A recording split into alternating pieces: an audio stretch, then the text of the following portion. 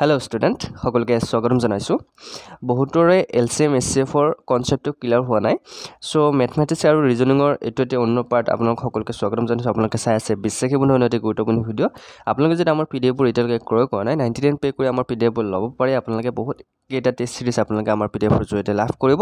গতিকে PDF লাগিলে আপোনালোকে আমাক কন্টাক্ট কৰিব। আমাৰ WhatsApp নম্বৰটো অলৰেডি দি থৈ দিয়া আছে আৰু আপোনালোকে মোক কমেন্ট কৰিব, মই আপোনাক নম্বৰটো দি দিম। সো যদি PDF লাগে আপোনালোকে মোক কমেন্ট কৰিব।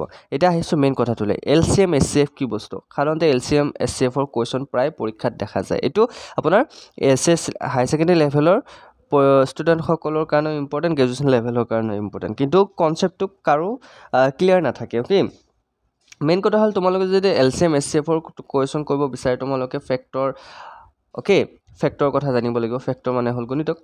ওকে, যদি আমি হৰণ কৰিব লাগে 6 ক আমি কিহে হৰণ কৰিব পাৰো, 6 ক আমি জিৰে হৰণ কৰিব পাৰো, সেইটোৱে হৈছে আমাৰ গুণিতক বা ফেক্টৰ, হয়নে? এটা তোমালোকে ফেক্টৰ বুলি ক'লে তোমালোকে তো বুজি নাপাবা। সো তোমালোকক মই কৈ দি আছো। ওকে, প্ৰথমতে ধৰি লোৱা তোমাক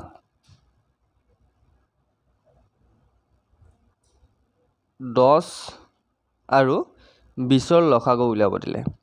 10 আৰু 20 ৰ লসাগু তোমালোকে কেনেকৈ উলিয়াবা? 10 আৰু 20 ৰ লসাগু উলিয়াব লাগে তোমালোকে দুটা সিস্টেমত আছে। এটা হল আপোনাৰ ট্ৰি মেথডত আছে আৰু এটা হল আপোনাৰ ডিভাইড মেথডত আছে। ডিভাইড মেথডত যদি তোমালোকে LCM উলিয়াব বিচাৰা তেনেহলে তোমালোকে এটা কথা মন কৰিব, মই একদম ইজি মেথডত বুজাই দিছো, সৰু ল'ৰা ছোৱালীক যেনেকৈ বুজাই দিয়ে। ওকে, সো তোমালোকে এনেকৈ আপোনাৰ ডিভাইডৰ ভিতৰত আপোনাৰ LCM SCF উলিয়াব লাগিলে নম্বৰবোৰ দিয়া থাকিব। ওকে, একদম বুজি পোৱা সিস্টেমত মই বুজাই দিছো। এনেকৈ দিয়া থাকিব। এনেকৈ যদি দুটা সংখ্যা একেলগে থাকে তাক LCM বুলি কোৱা হয়, আৰু এটা এটাকে যদি তোমাক ডিভাইড কৰিব দিয়ে তাক SCF বুলি কোৱা হয়। মই একেলগে কনসেপ্টটো ক্লিয়াৰ কৰি দিছো। SCF আমি এনেকৈ উলিয়াও, হা, বেলেগ বেলেগকৈ উলিয়াব লাগিব। SCF আৰু LCM হৈছে একেলগে উলিয়াম। এতিয়া আমি মেইন কথাটো আহিছো, মেইন কথাটো যে আমি 10 আৰু 20 ৰ LCM কেনেকৈ উলিয়াম। 10 আৰু 20 ৰ LCM উলিয়াব লাগিলে মই একদম সিম্পলি কৈ দিছো। ওকে, এতিয়া চোৱা আমি হৰণ যেনেকৈ কৰোঁ, ডিভাইড যেনেকৈ কৰোঁ, ঠিক তেনেকুৱা সিস্টেমত আমি পাতি লৈছো। ওকে, এতিয়া চোৱা এটা কমন ফেক্টৰ মানে দুইটাকে হৰণ যোৱা সংখ্যা কি হ'ব? কিহেৰে আমি দুইটাকে 10কো হৰণ খেদাব পাৰিম, 20কো পাৰিম? প্ৰথমতে আমি একদম লোৱেষ্টৰ পৰা আৰম্ভ কৰিব লাগিব। 2 ফেক্টৰ আমি 2 ললো, উৎপাদক আমি কি ললো? 2 ললো। 2ৰে 10ক হৰণ যাব না যায়? কেইবাৰ যাব? ইয়েস, 2 × 5 10। এটো বেলেগ একো নাই, তুমি এইটোক মাল্টিপ্লাই কৰি তুমি এই বস্তুটো পাব লাগিব। ওকে, এই নাম্বাৰটো পাব লাগিব। মই একদম সিস্টেমেটিক মানে ইজিকে বুজাই দিছো যাতে আপোনালোকে বুজি পায়। একদম সহজ ভাষাত সৰু ল'ৰা ছোৱালীয়ে যেনেকৈ বুজাও তেনেকৈ বুজাই দিছো। আৰু ইয়াতে 5 থাকিল, 2 5 গুণ 10, হয়নে? ঠিক তেনেকৈ আমি 2 দি 20ক কেইবাৰ হৰণ কৰিব পাৰো? 10 বাৰ। 2 10 গুণ 20, হয়নে? ঠিক তেনেকৈ আমি পালো। নেক্সট আকৌ আমি কি ল'ব পাৰিম? নেক্সট আমি ইয়াতে কমন ফেক্টৰ কি ল'ম চাম। কমন ফেক্টৰ আমি কি ল'ব পাৰিম? 2 ল'ব পাৰিম নে? 2 ল'ব পাৰিম, কিন্তু 2ৰে আমাৰ 5ক ডিভাইড নাযাব, 10ক যাব। ওকে, কোনো কথা নাই। গতিকে 2ৰে আমি কি কৰিলো? 2ৰে আমি 10কে ডিভাইড কৰিলো, 5টোক নকৰিম। কাৰণ যিটো সংখ্যাত তোমাৰ LCM এটা ফৰ্মুলা আছে, মানে এটা সিস্টেম আছে, যদি তুমি LCM যেতিয়া উলিওৱা তেতিয়া যদি কোনো এটা সংখ্যা ডিভাইড নাযায় সেই নাম্বাৰটো থৈ দিবা, সেই নাম্বাৰটো তলৰ ফালে লৈ আহিবা। ওকে, এতিয়া 2ৰে 10ক আমি কেইবাৰ ডিভাইড কৰিব পাৰিম? 5 বাৰ। 2 5 গুণ 10, হয়নে? ঠিক তেনেকৈ ওপৰৰ 5টো তললৈ নামি আহিব, কাৰণ আমি 2ৰে ডিভাইড কৰিব নোৱাৰো। এতিয়া আহিল, এতিয়া আমি ইয়াতে চোৱা দুইফালে আছে 5 5। ওকে, 5 5 আছে। এতিয়া 5ক আমি কিহেৰে ডিভাইড কৰিব পাৰিম? দুইটাকে কমন ফেক্টৰ। 3ৰে কৰিব নোৱাৰো, 4ৰে কৰিব নোৱাৰো, গতিকে 5ৰে কৰিব পাৰিম। গতিকে 5ৰে কৰিব পাৰিম। গতিকে 5ক 5ৰে কেইবাৰ যাব? 1 বাৰ যাব, এটো 1 বাৰ যাব। ওকে, এতিয়া আমি এই ইয়াতে যে সাইডত আমি যেকেইটা সংখ্যা পালো সেই সংখ্যাকেইটা আমি পূৰণ কৰিব লাগিব। কি কি পালো? প্ৰথমতে পালো 2, তাৰপিছত 2, তাৰপিছত 5, তাৰপিছত 1। ওকে, এইকেইটা কেইটা তোমালোকে পূৰণ কৰি দিয়া। 2 × 2 কিমান? 4, 4 × 5 কিমান? 20, 20 × 1 20। গতিকে LCM তোমাৰ হৈছে 10 আৰু 20 ৰ LCM হৈছে 20। এইটো মনত ৰাখিবা। আৰু কেতিয়াবা যদি তোমাৰ এনেকৈ নোৱাৰা তেনেহলে তোমালোকে এই দুটা, এইটো চোৱা, তোমালোকে যদি নোৱাৰা কেতিয়াবা এনেকৈ সৰু সংখ্যাগিলা প্ৰেক্টিছ কৰিবলৈ ট্ৰাই কৰিবা ঘৰত বুজি পাইছা এলচিএম কেনেকৈ উলিয়াই কনচেপ্ট ক্লিয়াৰ হ'ল আশা কৰোঁ বুজি পাইছা নেক্সট আমি কুৱেশ্যন চাম এটা তোমালোকক এনেকুৱা কেতিয়াবা গেট ফ'ৰত এনেকুৱা কুৱেশ্যন দিব পাৰে হা ফাইণ্ড দ্য এলচিএম 30 আৰু 40 30 and 40 এলচিএম কি হ'ব অপশ্যন দিয়া আছে ইয়াৰ ভিতৰত কোনটো কাৰেক্ট এনচাৰ হ'ব মাত্ৰ 5 মিনিটত তোমালোকে সময় 5 মিনিট তোমালোকক কেতিয়াবা দিব পাৰে এতিয়া তোমালোকক মই দিছোঁ 2 মিনিট 2 মিনিট সময়ৰ ভিতৰত তোমালোকে এইটো উলিয়াই দেখুৱাচোন ভিডিঅ'টো পজ কৰি এনচাৰটো কি হ'ব 30 and 40 এলচিএম কি হ'ব এটা ট্ৰিক মই কৈ আছোঁ লাষ্টত কৈ দিম মই প্ৰথমতে আমি এলচিএম উলিয়াবলৈ আমি কি কৰিব লাগিব য়েছ 30 and 40 আমি বহুৱাই ল'লোঁ এলচিএম বহুৱাবলৈ গ'লে আমি দুটা একেলগে বহুৱাব লাগিব অ'কে প্ৰথমতে কমন ফেক্টৰ কি আছে 2 দি কৰিম হয়নে 215 কিমান 2ৰে আমি যদি 15ক পূৰণ কৰোঁ 30 পাম হয়নে 2ৰে 30ক আমি 15ৰ পৰা হৰণ খেদাব পাৰোঁ আৰু 40ক আমি 20 বাৰ যাব 2 × 20 40 অ'কে 15ক আমি আকৌ কিহেৰে হৰণ কৰিব পাৰোঁ 15ক আমি ইয়াতে 2ৰে কৰিব নোৱাৰোঁ হয়নে কিন্তু 2ৰে 20ক কৰিব পাৰোঁ গতিকে আমি 2ৰে 20কে কৰি ল'ম প্ৰথমতে 3 যেহেতু 15টো নাযায় গতিকে আমি 15টো তলৰ ফালে লৈ আহিম 15টো তলৰ ফালে লৈ আহিলোঁ আকৌ আবাৰ 2ৰে যাবনে 2ৰে যাব 2ৰে কি কৰিম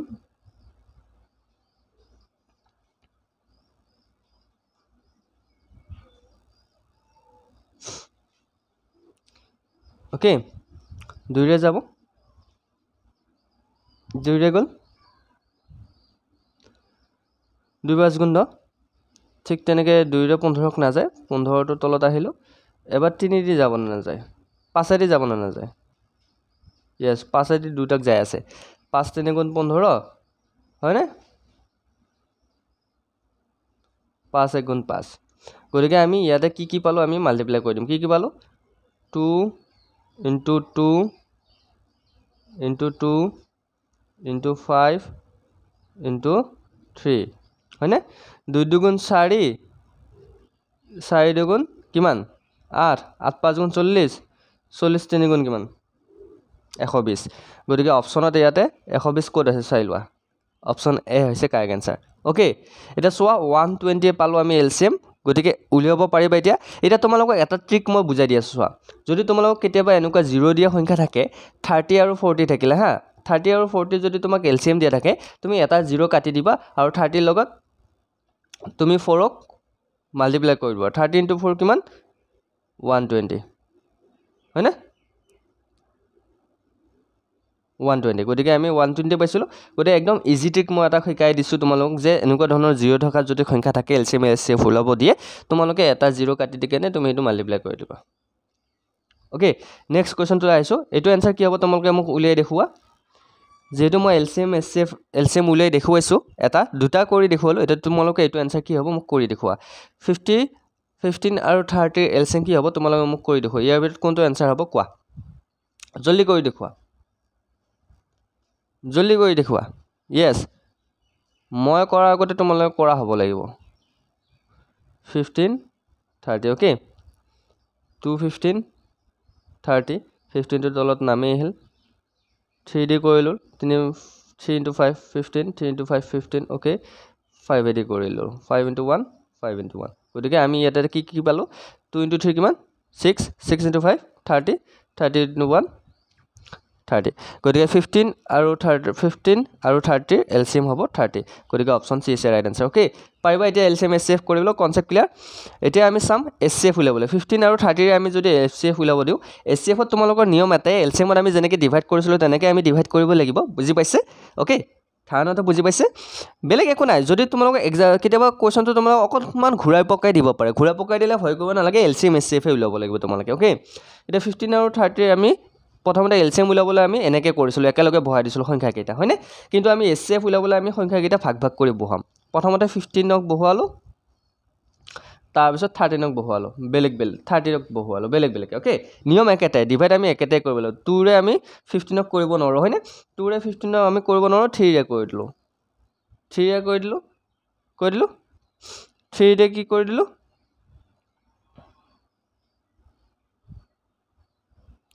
3ৰে কি কৰি দিলোঁ ডিভাইড কৰি দিলোঁ হয়নে 3 ৰে ডিভাইড কৰি দিলোঁ 3 ৰে ডিভাইড কৰিলে কিমান হ'ব